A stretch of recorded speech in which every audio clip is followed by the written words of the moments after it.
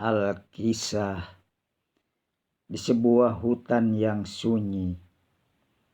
Kala itu sekitar tahun 1700 Masehi atau sekitar 17 abad yang silam.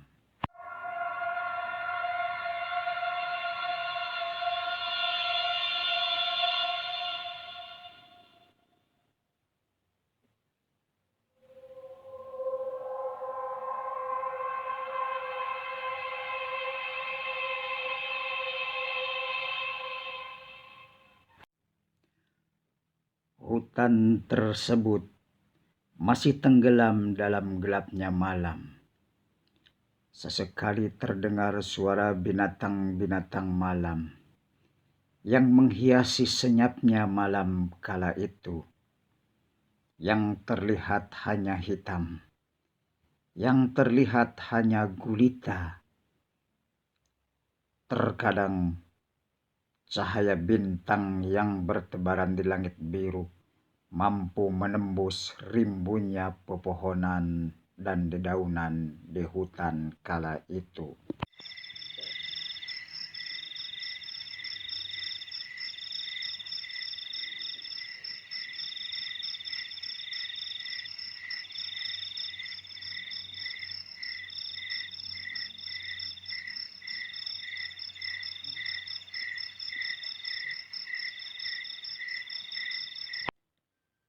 Sementara malam semakin beranjak menuju pagi dan menyongsong datangnya sang surya yang baru keluar dari peraduannya.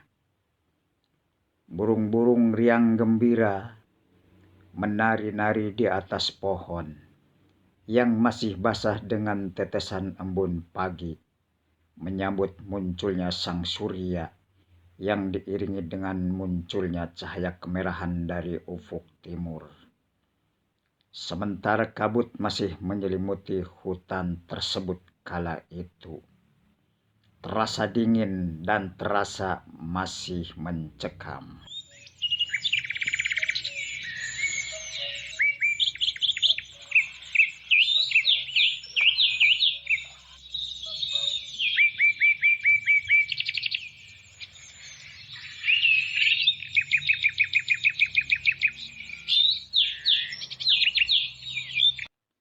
Dan tiba-tiba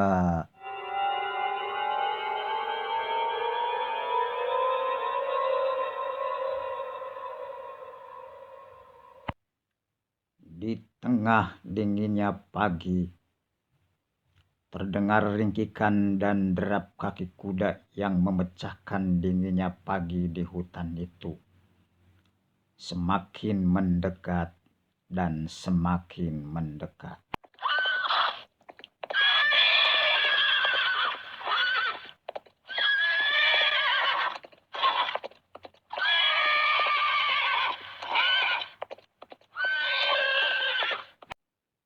Dan akhirnya muncullah seorang pengembara muda. Laki-laki bertubuh tegap dan berparas tampan. Beliau belum berani turun dari atas kuda yang beliau tunggangi. Sambil menatap sekeliling hutan itu, dia membagi arah pandangan matanya yang penuh wibawa. Sementara yang terlihat hanya semak belukar, pohon tinggi dan banyak dipenuhi pohon-pohon jati yang tumbuh liar di dalam hutan tersebut.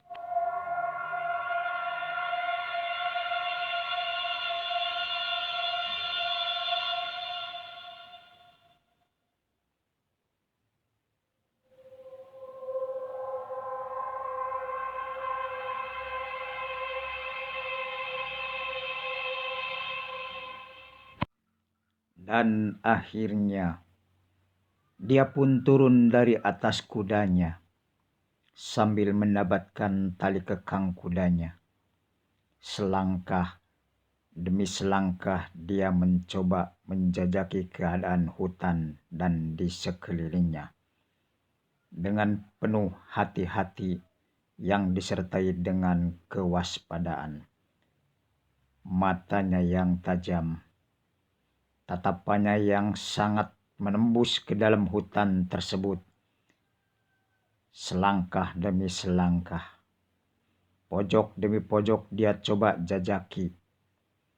Dan akhirnya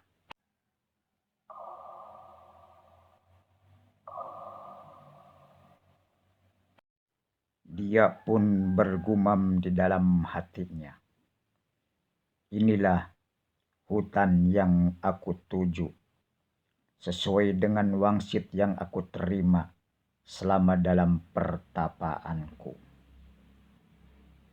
Dengan penuh keyakinan, akhirnya mulai saat itu dia hidup di tengah hutan yang banyak dipenuhi pohon-pohon jati yang tumbuh liar di hutan tersebut.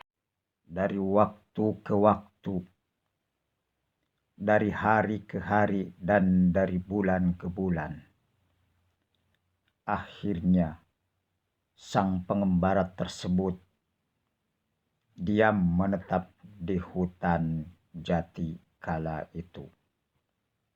Dan tentunya beliau mendirikan tempat untuk berteduh dan membersihkan di sekitarnya, membereskan yang berada di sekitarnya yang menghalangi tempat singgahnya. Dan sejak saat itu hutan tersebut dinamakan hutan jati atau pasir jati, karena letaknya yang berada di tengah-tengah deretan hutan.